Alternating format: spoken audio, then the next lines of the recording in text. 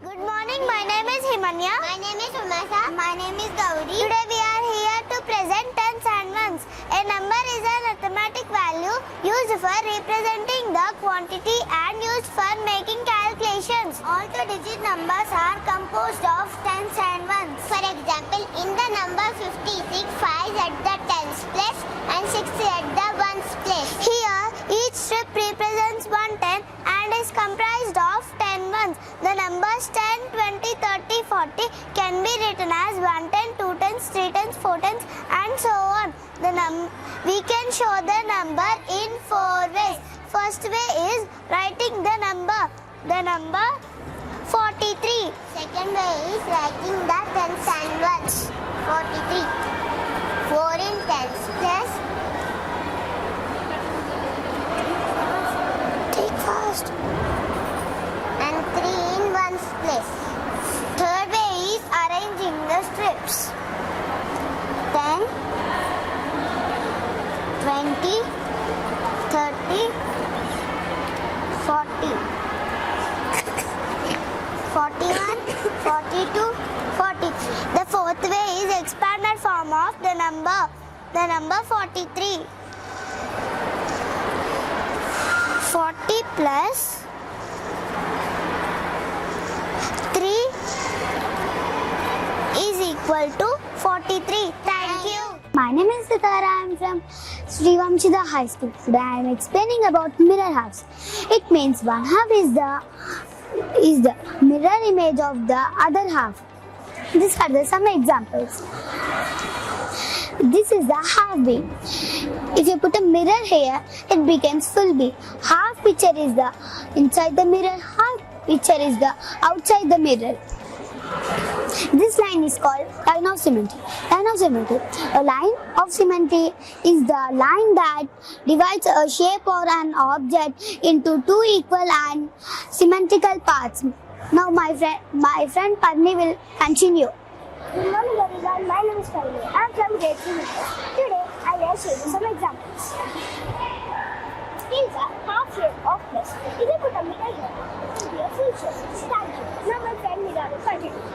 Good morning everyone. My name is Ida Benin. I am from grade 3 winners.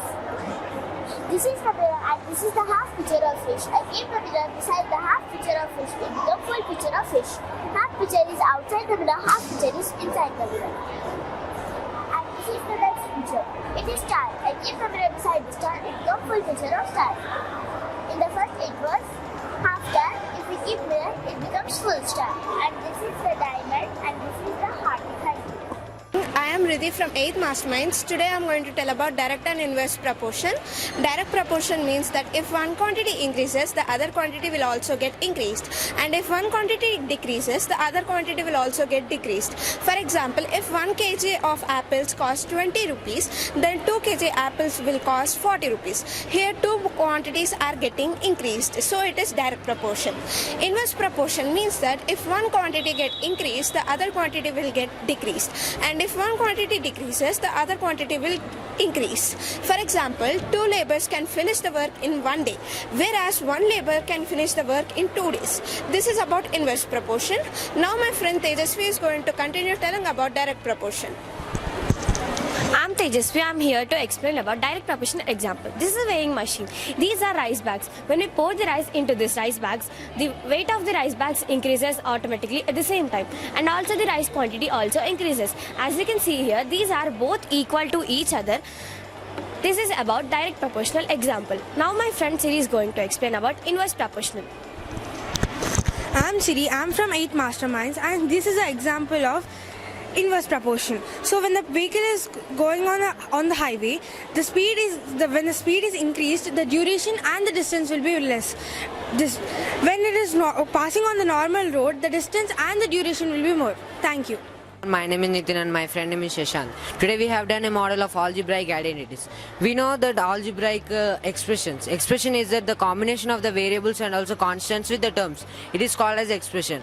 Now the identities that we will use in the exams, in the competitive exams, as we can do the So we can solve the problems easily directly by 1 or 2. For example, 1 or 2 into 1 or 2 directly we can solve. But but by using formulas we can save our time. For example, today now we are going to show about the formulas.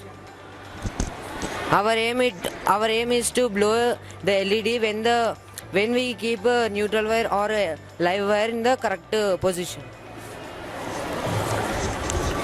If I insert for a plus b whole square, if I keep for correct formula, LED used to blow. And for this also a minus b whole square, for the correct formula, LED is blowing. This is our aim. That exactly these formulas are used in our competitive exams. Then it will by using these formulas, our time will save, and also we can solve the problems easily. This is a main example. For example, for this a plus b whole square, we can take 103 whole square. We can take 100 plus 3 whole square as 103 whole square. For this a plus b whole square, a square plus 2ab plus b square. This is the correct formula for a plus b whole square. So a we took as 100, b we took as 3. So that a square equal to 100 square equal to 10,000 plus 2 into 100 into 3 plus 3 square. Total 10,000 plus 2 into 100 into 3. 3 to the 6. 600 plus 3 square equal to 9. Here, if we add total 10,609. This is the final answer. By using the formulas, we can do only in one step. But whereas if we do directly, if we have 3 digits, then we will get the three steps in the division form. But whereas here by using our formulas, just within 1 second with the values, we can solve the problems. Thank you. I'm Joshna and my friend Jagriti. Today we are going to explain you about 3D dimension shapes. The shapes that can be measured in 3 directions are called 3D dimension shapes. These shapes are also known as solid shapes. Length, height, width are the measurements of 3D dimension shapes. They are different from 2D dimension shapes because they have thickness. Now my friend Jagriti is going to explain you about 3D dimension shapes in detail. Good morning, my name is Jagriti. Today I am here to explain our project. Our project is 3D dimensions. We look at so many objects in our daily life.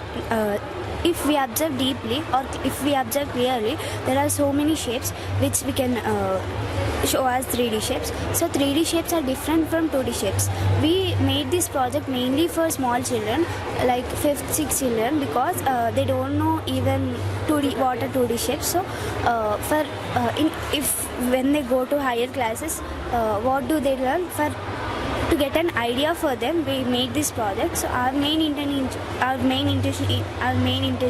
is to make them get an idea about these shapes. So our project is 3D dimensions. So 3D dimensions means the shapes which are in 3 directions. So to form a 3D dimension shape, we need 3 important measurements. They are length, width, and height. So without these without these 3 measurements, we can't form a 3D dimension shape.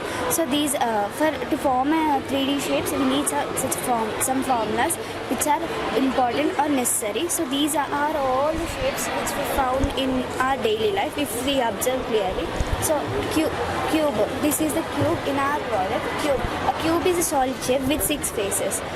So for this also we need such parameters: TSA, LSA, and CSA. TSA stands for total surface area. LSA stands for lateral surface area. CSA stands for curved surface area. First, to understand all this, you need to know first what do you mean by surface area. Surface area means that the space occupied by the surface of an object. Like if we take this square, this is the taken place by this object. So this is the surface area.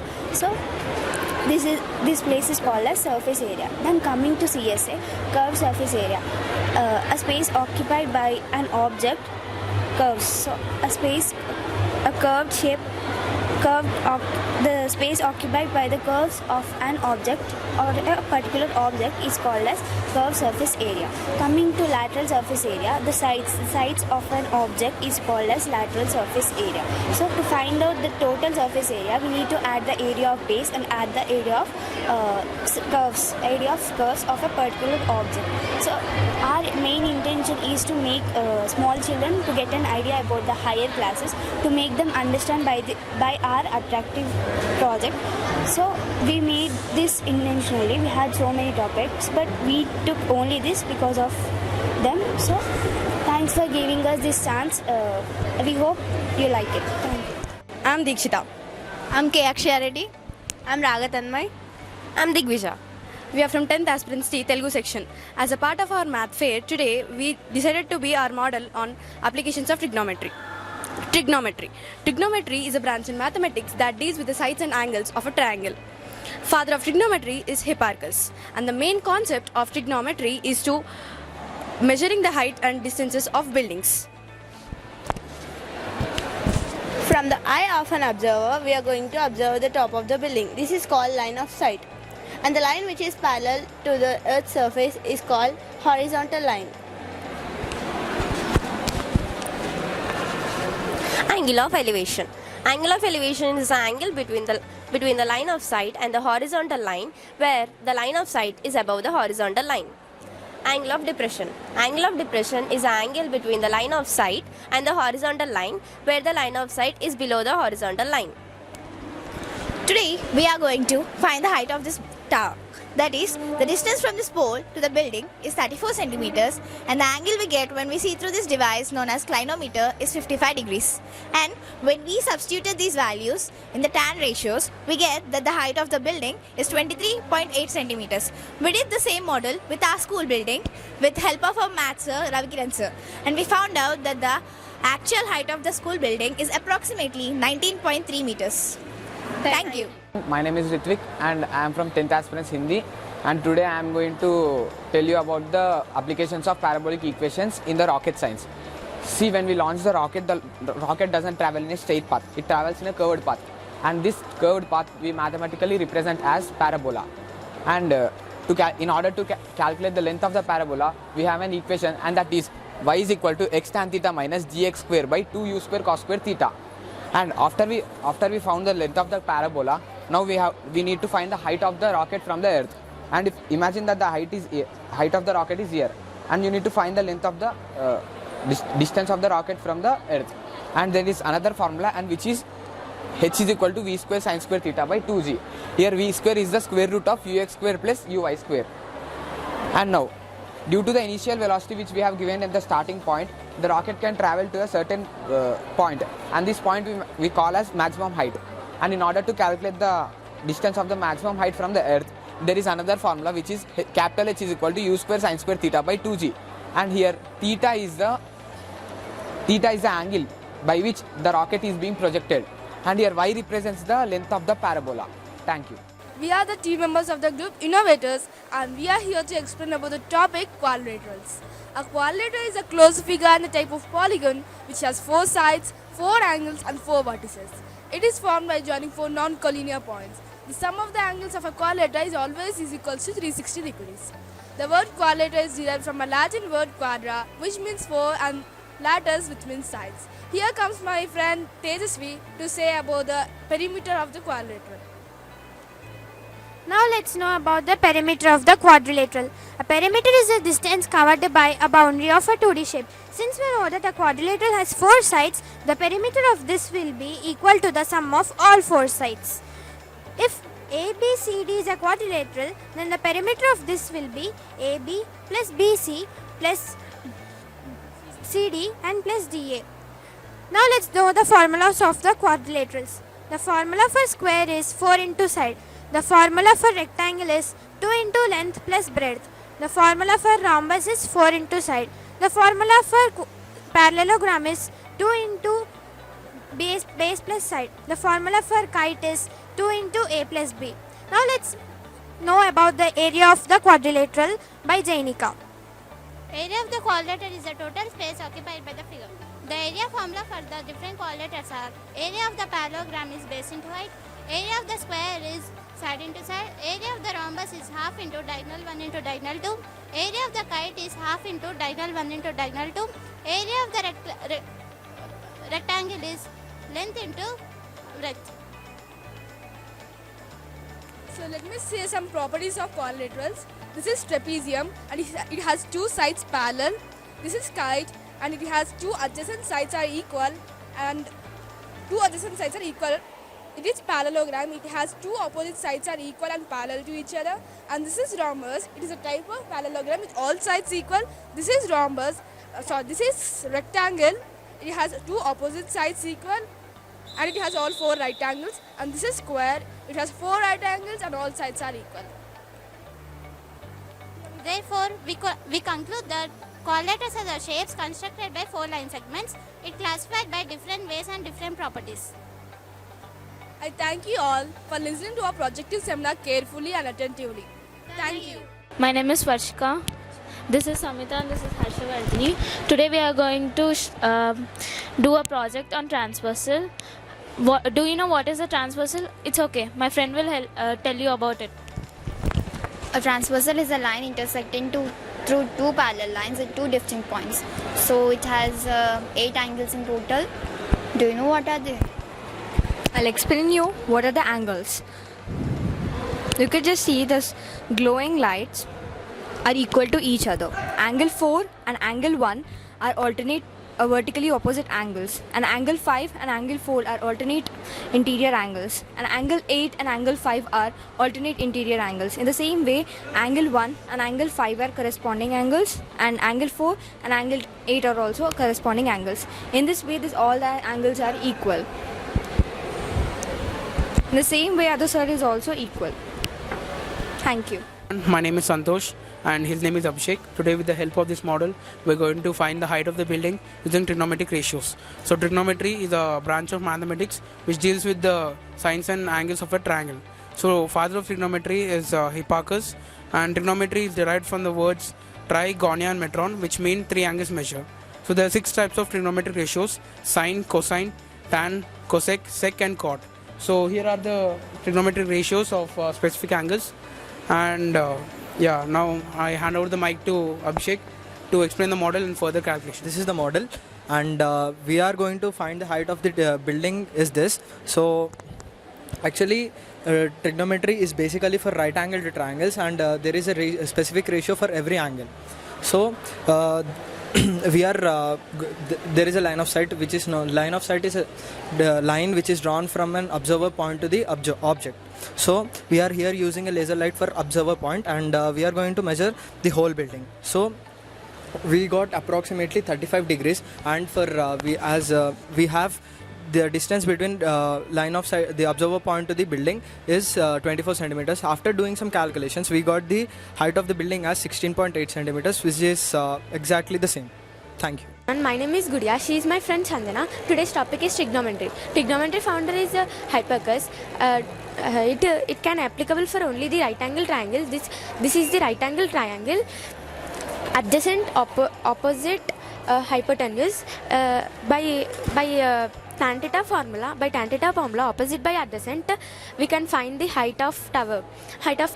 This is the base, and opposite side hypotenuse. By seeing this light, we can assume that this is the hypotenuse.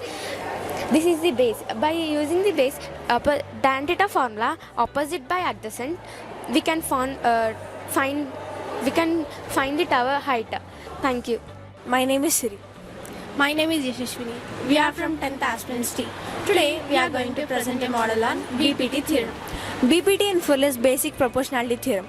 Basic proportionality theorem is also called as Thales theorem, as it was introduced by Thales, a Greek mathematician. He is Thales. Firstly, he said that if corresponding angles of two triangles are equal, then they are known as equiangular triangles. Then he gave an important truth that the ratios of any two corresponding sides are equal, then the ratio is also same. At first, he used to name this statement as basic proportionality theorem. Later, it came to be known as Thales theorem, as it was introduced by Thales.